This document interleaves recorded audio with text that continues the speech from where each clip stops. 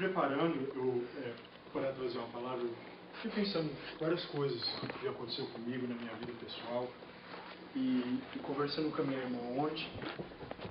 E para mim, abaixo de Deus, não existe um amor maior do que o da minha mãe, do que das mães, talvez com seu pai, ou seja o que for. E porque eu me lembro que teve uma época da minha vida, como todo mundo, eu creio, né, pelo menos que eu fiquei um pouco fora da igreja, né? Então nisso aí eu passei por muitas experiências, né, que eu sei que não foi do agrado de Deus, e a pior coisa que tem é quando você está dentro da igreja e você sai da igreja. O motivo que eu falo isso, porque tanta gente que te julga, né? Falei, ó, saiu, já não serve mais. Bom que Deus o levou, porque aqui não estava fazendo nada. Então, isso sempre tem. Sempre quando a gente, né, se afasta da igreja, não é que é assim, algo comum, é normal, né? Muitas vezes acontece alguma coisa. Então eu me lembro que nessa época, quando eu saí da igreja e fiquei um bom tempo afastado, a minha mãe, ela foi a única que me ajudou, me aconselhou, né? Quantos muitos que eu pensava que dentro da igreja eram meus amigos, não quis ajudar. Algo interessante, né? Porque normalmente, eu desde criança, sempre meus pais me ensinaram que os únicos amigos de verdade que a gente tem, em primeiro lugar, é Deus, a nossa família e também os irmãos da igreja que a gente convive. E esse não foi bem o caso, né? E é algo muito interessante, que, igual eu falei, né? Para mim, abaixo de Deus, o amor maior que tem é o amor de uma mãe. Só que aí eu estava lembrando de um versículo na Bíblia que diz assim: pode uma mãe esquecer do seu filho, mas eu não vou esquecer. E até quando eu falo assim, eu arrepio por causa que é algo tão interessante, tipo assim, pode um dia a minha mãe esquecer de mim, mas Deus não vai esquecer. E a gente, né, porque pode um amor de uma mãe esfriar, pode um dia o amor de uma mãe acabar, porque você pode muito ver hoje, no dia de hoje, mães que acabam de ter um filho, literalmente jogam eles no lixo, entendeu? E mães que, eu me lembro que, não sei se foi o ano passado, 2 anos atrás, de uma mãe que estava dando banho nos seus filhos e de repente deu um negócio dela e ela afogou seus filhos dentro da banheira. Então aí você vê que como o amor de um ser humano, de uma mãe, pode esfriar, que só Deus mesmo é só Deus que é o amor verdadeiro, que não importa a situação que você esteja, não importa aquilo que você já fez ou aquilo que você é, né?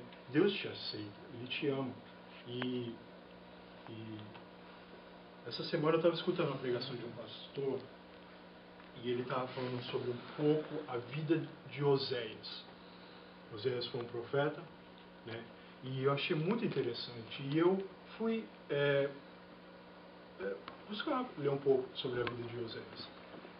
Se eu não me engano, Oséias viveu no reino norte de Israel e ele foi um profeta de Deus. E Deus dá uma tarefa para ele que eu achei, o pastor pregando e eu estava lendo a Bíblia, e eu achei muito interessante. Deus, ele dá uma tarefa para Oséias casar com uma prostituta chamada Gomé. E eu creio que todos vocês sabem que tudo que acontece na nossa vida tem um propósito, tem um motivo. Tudo aquilo que Deus permite que aconteça na nossa vida tem um motivo. Talvez não pode ser esclarecido hoje ou amanhã, talvez, não sei, daqui a alguns anos, mas sempre tem um motivo. Então, eu não escrevi muita coisa aqui sobre o José, foi bem rápido, mas igual eu falei, tem um propósito daquilo, um motivo que Deus pediu para Oséias casar com Gomé. E eu achei bem interessante, mas antes de falar o motivo, que eu creio que todos vocês sabem, mas é interessante a história de Gomé a história de Oséias e Gomé, é que ele casa com ela, ele vai atrás dessa mulher igual Deus mandou, e se a gente levar hoje para os dias de hoje, igual ele vai atrás dela. Hoje em dia se fala o que? Balada, clube, não é? Então ele vai ao encontro de Gomé, né? Numa casa de prostituição. E ali ele traz ela para dentro da sua casa. Traz ela para dentro da sua casa, cuida dela. Se eu não me engano, acho que eles têm, não sei se é 1 ou 3 filhos, algo assim. E chega um período que ela vai embora, ela foge.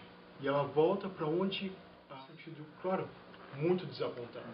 Deve ter sentido muito também envergonhado, porque do fato, né? Só do fato de ter casado com uma prostituta e agora ela pega e foge e volta para onde que ela estava. De onde que Oséias tirou ela. Né? Eu creio que nos dias de hoje, eu creio que não foi diferente. Todo mundo fica perguntando, mas o que aconteceu? Né? Por que ela foi embora? Ou, tá vendo? Por que você casou com uma prostituta? Por que você não arrumou uma mulher pura? Tá entendendo? Então, aí, lendo aqui, e estava pesquisando e Oséias ele não aceitou isso. Ele não aceitou a perder a sua esposa para o pecado, para a prostituição. E ele foi atrás dela. E ele se encontra com ela. E ali está Gomé, né, no meio do pecado, no meio daqueles homens que eu imagino, né, e suja, nua, talvez, né, nua, talvez, e ele chega, e eu imagino que se a gente for trazer para os dias de hoje, ele chega ao dono dessa casa, e ele fala, essa é minha esposa, e eu vim aqui para trazer ela de volta, para pegar ela de volta. Só que tudo aquilo que a gente quer, sempre há um preço que a gente tem que pagar. E naquela época, na época de Oséias, não foi diferente. E ele teve que pagar um preço. Eu me lembro que na Bíblia estava escrito quanto que foi, mas eu não escrevi. Mas se a gente for levar hoje em dia, vamos colocar um preço aí, sei lá, um preço, vamos dizer, de $20.000. Oséias desembolsou e falou, não, eu dou, porque é minha esposa. E eu amo ela. E ele paga esse preço. Ele dá esse dinheiro, talvez ele não tinha mesmo. E ele traz ela para casa, de volta para casa. Ele, né, limpa ela e muda, troca os seus vestimentos. E isso é algo muito interessante o que Oséias faz. Porque hoje em dia, muitas pessoas, se a gente for querer levar isso num lado de não só de casamento, relacionamento, mas seja o que for, no lado de você ter um amigo uma pessoa que você sempre considerou como amigo, você cai em algum problema, e você pensa que aquele amigo seu vai te ajudar e não te ajuda. Você entende o que eu quero dizer? Sabe, uma pessoa que você sempre pensou que ia estar lá para te ajudar, mas no final de contas, te desaponta. Mas assim não foi a história de Gomé. E Oséias foi atrás dela. E ele buscou, trouxe ela para casa. Eu posso imaginar o tanto que o Gomé ficou assim, com vergonha, até mesmo de olhar no rosto do seu esposo. Porque aqui estava esse homem que me deu de tudo, né, uma casa, me deu uns filhos, e deu de comer, vestimento para mim. Eu peguei e fugi, agora ele vem e me traz de volta para dentro de casa. E isso é muito maravilhoso. E uma das coisas que eu estava lendo, que Oséias pega e olha para ela, e ele fala assim para ela, assim, que ela não precisava mais daquilo, que eu estou aqui para cuidar de você. Eu sou seu, eu pertenço a você e você pertence a mim. Eu vou cuidar de você. Eu não vou permitir que nada disso venha acontecer. E é algo muito interessante que, se você pegar essa história dele, que ele vai atrás e compra de volta aquilo que já era dele. Aquilo que já era dele. Agora, o motivo que por que Deus quis usar Oséias e Gomé? E eu escrevi aqui um pequeno resumo, e eu vou ler para vocês, que assim, no livro de Oséias serve para enfatizar as semelhanças existentes entre o seu relacionamento com Gomé e o de Deus com a nação de Israel. Embora tivesse feito um pacto com o único e verdadeiro Deus, o povo buscou falsos deuses. Então você vê aqui que o povo de Israel, o povo de Deus, eles buscaram falsos deuses. E eles buscaram falsos deuses. E aqui Deus usa Oséias e Gomé como um exemplo para o povo de Israel. Eles usam isso de braços abertos. Você vê que é algo interessante? Deus pega Oséias, um profeta que foi muito usado. Do pouco que eu li, foi muito usado por Deus. E ele pede para ele casar com uma prostituta. Hoje em dia, se a gente for levar isso para o dia de hoje que a gente vive, é a mesma coisa que, assim, né? Pegar um pastor e, de repente, o pastor casa com uma mulher impura, né? Uma prostituta. Aí tu vai perguntar, mas por quê? Não, isso está errado. Mas por trás não sabe o motivo. Está entendendo? Então, é bem interessante isso aqui, quando Deus pega Oséias e Gomé e usa como exemplo com o povo de Israel. E Deus pega eles e fala assim aqui, ó, olha o que eu fiz aqui. Você viu como ele perdoou a sua esposa? Eu também os perdoo a vocês. Imagine só como Deus é tão misericordioso. Fugi agora a palavra. Misericordioso. Isso aí, obrigado. Falei? E que ele perdoa, não interessa o nível seu de pecado. E ele te perdoa e está disposto. Desde que você se arrepende do coração, porque desde que há sinceridade, Deus perdoa você. Amém. E o motivo que eu achei interessante essa palavra aqui, a história de Oséias, porque desde o começo, quando Deus criou o homem e a mulher, que foi no jardim do Éden, que Deus criou Adão e Eva. E desde aquele momento, ali o pecado já entrou no coração do homem. Quando falou homem, falou homem e mulher. Entrou no pecado. O pecado entrou no coração do homem. E eu procurei perceber, por que Deus permitiu isso? Né? Porque Deus deu o livre-arbítrio para eles escolherem a Deus. Assim como Deus nos escolheu primeiro, Deus deu o livre-arbítrio para nós, como ser humano, escolher eles também. Escolher a Deus também. E é interessante que, desde o momento que o pecado entra no coração do homem, desde o momento que o pecado entrou no nosso coração, Deus se levanta, eu imagino assim, né? Deus se levanta e pergunta, qual é o valor? Qual é o valor que eu tenho que pagar para ganhar de volta aquilo que é meu, aquilo que me pertence? Algo interessante, né? Você vê só, Deus está comprando, ele se levanta e pergunta qual é o valor que eu tenho que pagar para me ter de volta, livrar do pecado e da morte, o meu povo, a minha criação. Porque se fosse eu, se eu fosse um anjo lá no céu e estivesse com Deus, eu ia falar, deixa pra lá, ele só foi já bom demais, criou, deu tudo isso aqui de bom e não soube valorizar, te manda pro inferno mesmo. Agora já foi, já era. Mas não. Então nisso aí já prova quão maravilhoso Deus é. Então Deus pega e levanta e pergunta qual é o valor que eu tenho que pagar. E o valor todos nós sabemos, que foi o sangue do seu único filho, Jesus Cristo. Deus manda o seu filho, Jesus Cristo, descer este mundo que a gente vive hoje em dia. Não esse mundo que eu falei hoje, mas não esse mundo que a gente vive hoje, né? Mas naquela época. E se transforma em carne e osso.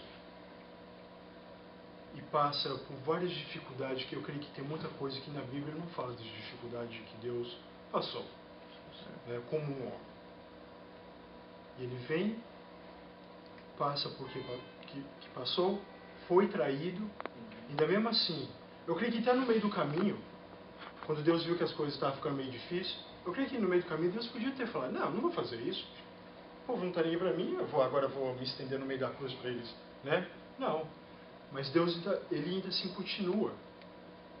Ele não desistiu de você, ele não desistiu de mim, ele não desistiu da sua criação. Então ele pega, vem, Deus manda o seu filho, e ele se transforma em carne e osso, e passa pelas tentações que Deus passou. Jesus chegou ao ponto até de derramar lágrima de sangue. Falou, uma pessoa derramar lágrimas de sangue tem que sofrer muito.